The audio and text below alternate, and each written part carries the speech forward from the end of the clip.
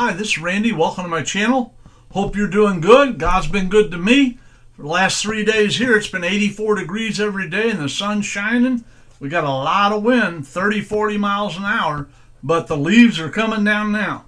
If you get a chance, please subscribe to the channel. Hit the bottom right-hand corner. There's a button. If you would give me a thumbs up, will help me get the gospel pushed out. I can share it with more people. I need your support by subscribing. It costs you nothing, no money involved, and hit like, costs nothing. It will help me out. I really appreciate it, and I want to thank everyone that has subscribed to the channel. I really appreciate it with all my heart. Today we're going to talk about tears are a language God understands. Romans 12 and 15. Rejoice with those who rejoice, weep with them that weep. We're supposed to be happy when a friend gets a promotion, gets a raise, or they buy a new home, or they buy a car, whatever it may be, and they want you to see it, they want to tell you about it. You ought to be happy for them and rejoice with them and not be jealous of them. I've heard many people when they'd say at church, hey, I got a new car, why don't you come out and look at it before church? And 4 or 5 of their friends or whatever, they go out there, and then they say, boy, I couldn't afford anything like that. Boy, I wished I could get one of those. And that you shouldn't do that. You rejoice with them. You're happy for them. That's what we should do as Christians. Be happy for people who are happy. And then when you have a friend that's going through something, they're broken down, especially if they're weeping and they've had a loss. They've lost a family member. Or if they had a dog for 15 years and their dog dies, and they're like this with their dog, they're hurting. Doesn't do nothing wrong without patting a guy on the back and saying, hey, bud, I know what you're going through. I've been there. You can't tell people that unless it's happened to you. All right, you don't go up to somebody that's had a wife die or a child and say, I feel you, I know what you're going through. Have you ever lost your wife? No. Did you ever lost your child? No. Be careful what you say to people. You don't know what people are really going through unless you've been through it more or less. So be nice about what you say and be tender-hearted towards people. Men just are not geared that way, but women are. Women are not told to suppress their feelings. They're not told to gut it up. They're not told to rub dirt on it and keep playing. That they don't go with that. The don't cry, don't let the guys see you cry and all that. They're not told that, but men are. So that's why men hide their feelings and what they are. I'll tell you what, you got to be able to express your feelings. Well, when I walk into a children's hospital and see sick children, it tears me up. It tears me up because we have a handicapped daughter, and when she was 8 days old, she came down with bacterial spinal meningitis, and she spent 33 days in the hospital and had to have emergency surgery to her brain when she was about 12 or 13 days old, and they told us she may not come through it. All right? While she was in surgery, they said it'd be at least 4 hours, maybe 6. While she was in surgery, I told my wife, I said, I need to go down to the cafeteria. And she goes, well, they just had the vending machines. I said, I know, it was 1 o'clock in the morning. And I went down there and I went inside the chapel. And I went down front and knelt down and started praying. And I said, God, I've prayed and asked you repeatedly to heal my daughter. So I'm asking you now, if she can't enjoy life, if she can't know who she is or know who we are, and she can't have any kind of quality of life at all, then I want you to take her home and I'll see her I'll join her when it's my time to come. But if she can enjoy life and know who we are, know who she is, if she can communicate with us, please heal her, let her live through the surgery, let her survive. And then I started to try to pray, and the whole time I was doing this, I was weeping. I was the only person in there. It was 1 or 2 in the morning. I was the only one in the chapel. And then I got to the point where I couldn't talk. I could not say a word. I just had weeping, tears pouring down. Yeah, man. All right, I don't know, my baby was born in 83, so I guess I was, in my early 20s. And I sit there and wept, and I couldn't talk. Every time I tried to talk, I couldn't talk. Just tears. But God, I thought of that song I sang, tears are a language God understands. All right? Now, I don't know if I thought of that back then or not, but I thought of it many times. Might have. but I knew that God knew my heart. And I was praying in my mind because I could not speak a word. All right, if you've ever been there to where you've lost a loved one or you have someone that's dying or in critical condition and you can't speak and all you can do is weep, God knows what you're saying. Because if people have no voice and can't hear, they're deaf and dumb, they can't speak or hear, how do they talk to God? Through their mind and praying? God can read your mind. The devil can't. The devil can't read your mind. He don't know what you're doing. All right? But you can communicate with the Lord. And so God can see through your tears.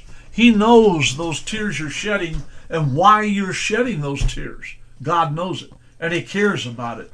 When I see sick children, it just really hurts me. It takes me back to that 33-day period we went through. Plus our daughter had 3 major strokes she had her first stroke when she was 7. And she was in a coma for 10 days. Paralyzed her on her right side. She was right-handed. So she's never been able to use her right hand. It does this. And she has to hold it and bring it down, and she can't use her right side. But she's compensated and learned how to write with her left hand. She can speak. She can read. She can communicate.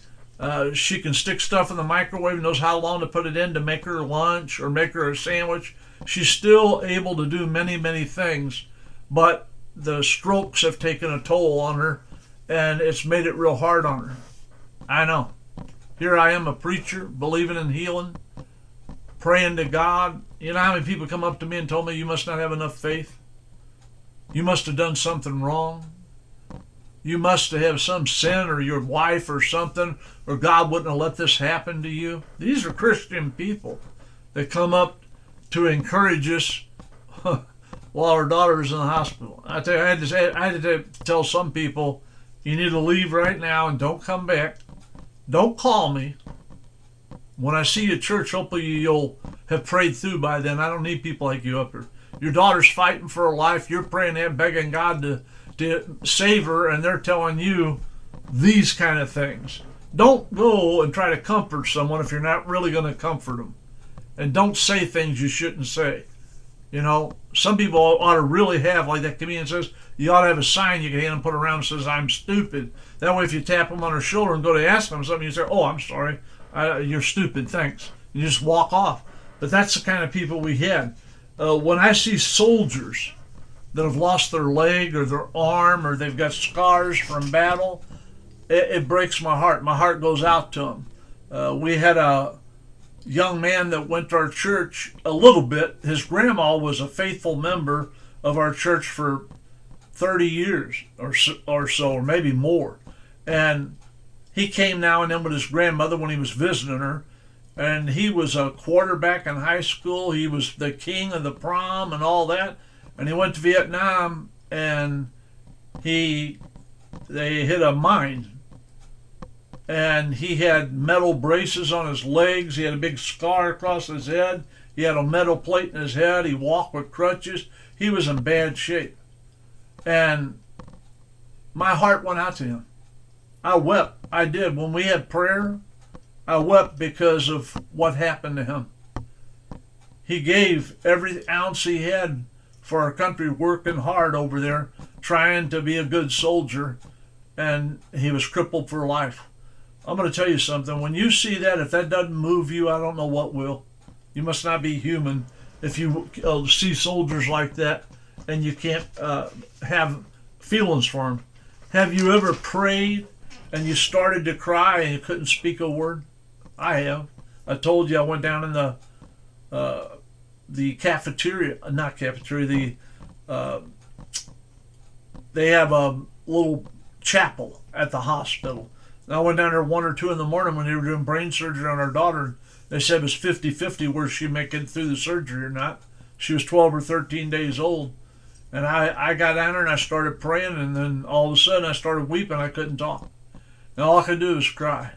But I felt the presence of the Lord, and I felt like that God heard me and He knew what I was saying, even though I couldn't speak.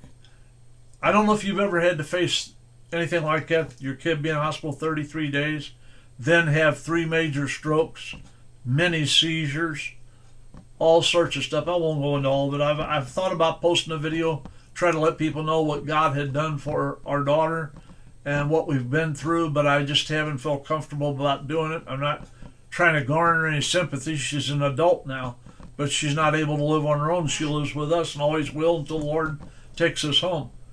But many times my wife and I cried tears and couldn't speak, but God knew what we were saying. Tears are a language that God understands. I hope that in your life you never get into having to not be able to talk when you're trying to talk to the Lord and you cry so hard that you can't say a word. Yeah, I'm a man, but I know what it's like to weep with those that weep. I know what it's like to have a child that may not live and has to have emergency brain surgery, massive strokes, comas. It's just, I would never wish that on my enemies or anybody that doesn't like me or whatever. I would never wish it on them. But I'll tell you what, many times God had to read my tears to know what I was saying because I couldn't talk. If you've ever been there, just remember God knows your tears and He knows what you're saying and He reads your heart and He can read your mind. Don't ever give up. Keep fighting. Keep being a prayer warrior for the Lord and stay in there. Stay in the ball game. God will help you. I love you. I hope that you got something out of this. Please subscribe. Hit thumbs up. Share it with somebody if you would. Could use the support to get the videos pushed out. If you could help me, I appreciate it. Many people have. God bless you. I love you. I thank you for your time this time. Till next time, old Rev May is going to sign off. You have a wonderful day.